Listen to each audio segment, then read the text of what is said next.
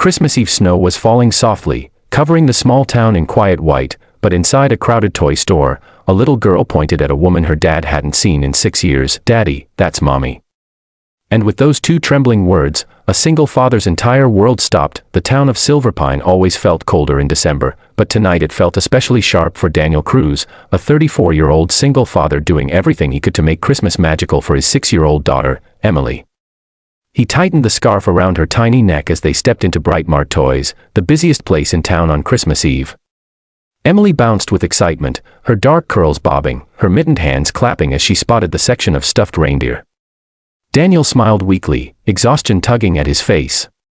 Being a mechanic during holiday season meant long shifts, late nights, and missed meals, but never missed moments with his daughter. Not tonight. He let Emily wander, always keeping her in sight, always half counting the cash in his pocket. $57. He hoped it would be enough to get her the art set she'd talked about for months, the one she said would help her draw Mommy someday. Those words had always landed like a stone in his chest because Mommy, Lena, had walked out when Emily was only 6 months old, leaving nothing behind but a short note and a promise Daniel never believed: "I'll come back when I'm whole again." 6 years passed. No calls. No letters. No clues. Just silence, and the ache of a love Daniel had stitched shut piece by piece. Emily tugged on his sleeve. "Daddy, can I pick something for you, too?" He knelt, brushing a curl from her forehead. "Sweetheart, Christmas is for you. I just want to see you smile." She grinned, missing front tooth showing. "Then you're gonna have a very smiley Christmas." He laughed softly and stood up, then froze. A woman had just stepped into the aisle opposite them. Dark brown hair tucked under a snow-dusted beanie. A face pale from winter or worry. A scarf he'd bought her years ago. And eyes, those soft green eyes, widening with disbelief the moment they met his. Daniel's breath vanished. The world around him blurred. His heart hammered painfully. It was Lena. Before he could move, speak, or even blink, Emily looked between the two adults with innocent confusion. Then she walked toward the woman whose photo she'd only seen in a faded frame on her nightstand. "Daddy," Emily whispered, "that's Mommy." The store's background music faded into silence. The crowds dimmed into nothing. All Daniel could hear was the rush of his own pulse and the faint trembling breath of the woman he once loved more than life. Lena's knees looked ready to buckle. Tears filled her eyes instantly, not the slow-building kind, but the kind that came from a wound that had never healed. "Emily," she whispered, as if testing whether the name would break her. Daniel stepped forward, instinctively protective. "Don't," he didn't even know what he meant. "Don't speak. Don't touch her. Don't break her heart again." Even he didn't know. Emily stood between them, small, glowing, confused. "Mommy, why are you crying? It's Christmas." Those words shattered something inside Lena. She covered her mouth with one shaking hand, her shoulders collapsing. Daniel swallowed hard. "Lena, what are you doing here?"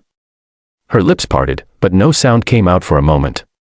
When she finally spoke, her voice cracked like thin ice. "I came back because I finally found the courage." He didn't answer. Couldn't answer.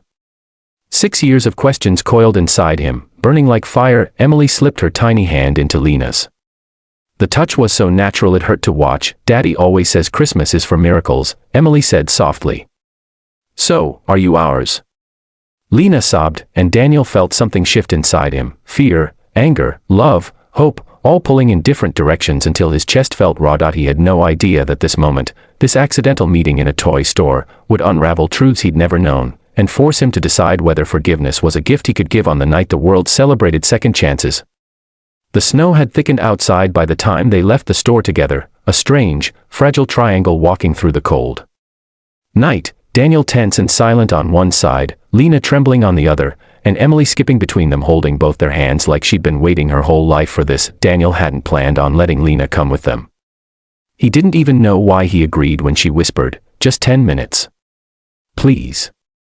Maybe because Emily's eyes sparkled like stars when she heard it, maybe because some buried part of him wanted answers he'd never dared ask out loud, but every step toward his old rusty pickup truck made him feel like he was wading deeper into a memory he wasn't ready to relive. Emily climbed into her booster seat humming a Christmas song. Lena stood by the passenger door, waiting for permission to get in, looking smaller than he remembered, worn by life in ways he didn't understand. Daniel hesitated, then he unlocked the door. Inside the truck, the heater coughed out warm air as they drove through the glowing streets. Christmas lights blurred through the windows. You look different, Daniel finally said. I feel different, Lena replied quietly. Life does that. Life doesn't disappear for 6 years. She winced. I know. Silence thickened. Emily peered forward. Mommy, where were you? Daddy said you were figuring out your heart. Daniel's hands tightened on the wheel. Emily, it's okay, Lena whispered. She deserves the truth. You both do. And so, with the soft glow of Christmas lights passing by, Lena told her story. After leaving, she fell into a deep depression, worsened by untreated postpartum trauma she hadn't understood at the time. She checked into a clinic months later, ashamed to reach out, terrified of facing Daniel after what she'd done. Years passed in cycles of recovery, relapse, guilt, and therapy. I wanted to come back so many times, she said, voice trembling. But I thought you'd hate me. I thought Emily wouldn't want me. I thought I'd just ruin your lives again. Daniel's jaw clenched. You leaving almost did. I know, she whispered. That's why I promised myself I wouldn't come back until I was healthy enough to stay.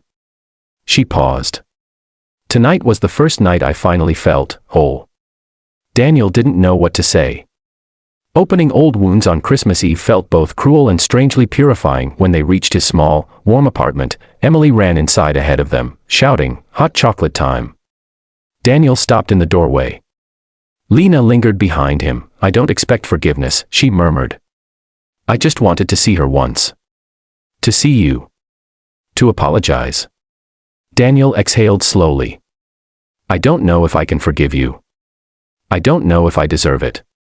He turned away, heart pounding with anger and longing tangled together. Inside, Emily had already placed 3 mugs on the table. Daddy, Mommy, sit with me, she said, bouncing. They did, and as snow continued falling outside, 3 people who had once been a family and then strangers began talking again, awkwardly, painfully, truthfully. By the time Emily fell asleep on the couch with cocoa on her chin, Daniel and Lena had talked for hours, not like lovers, not like enemies, but like 2 humans trying to understand a heartbreak neither had healed from completely. Daniel watched Lena gently brush a curl from Emily's forehead, a gesture he remembered too well. You still love her, he said softly. Lena nodded. Every day. He looked at her long and hard. What do you want, Lena? Her voice broke. A chance, even if it's small, to be in her life. Even if it means you still hate me. Daniel shook his head. I don't hate you. She looked up, surprised. I never could, he murmured. That was always the problem.